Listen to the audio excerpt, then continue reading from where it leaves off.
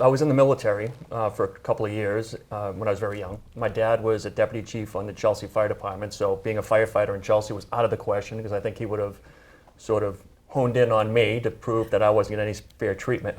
He wasn't mistreating anybody else to benefit me. But policing seemed to be a natural progression from being what I was doing in the military. I spent a little bit of time working in the sheriff's department. Started out at Deer Island and moved to the South Bay facility, which is the House of Corrections for Suffolk County. Then I was hired by the Chelsea Police Department in 1994, and I rose to the ranks there till I became a lieutenant and took over the Manchester Police Department as a chief in 2016.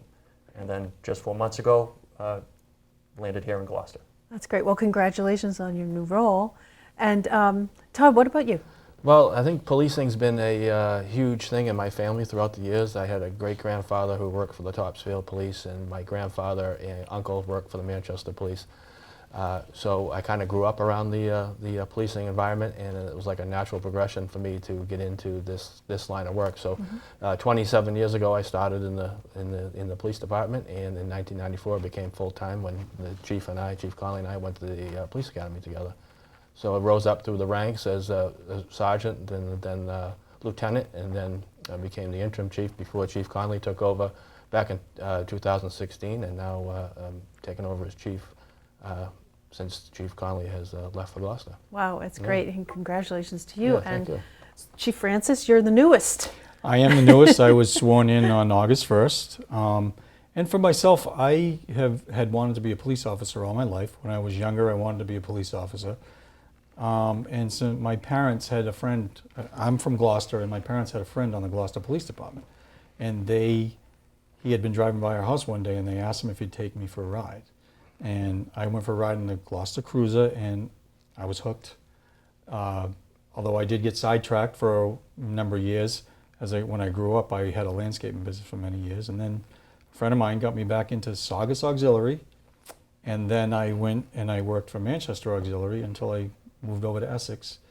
I started as a reserve in Essex in 1995. In 97, I went full-time. I became a sergeant in 2007, and here I am today, sitting in front of you as the chief of police in 2019. That's fantastic. I mean, it's such a noble profession.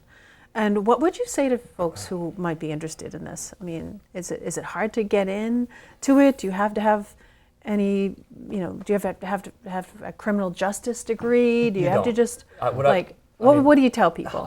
Well, first and foremost, I'd say don't believe what you see on TV. Right. I think as entertaining as police shows can be, my wife is addicted to Law and Order still, but that's not really the job. I think there's a price to be paid by people who think it is, because it's just speaking particularly to women who might be interested in the career.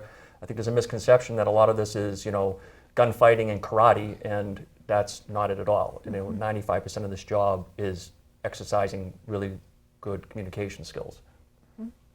Yeah, I agree with the chief. Basically, I think if you want to get into this line of work, you have to put in the time and effort, and you'll get what you put into it.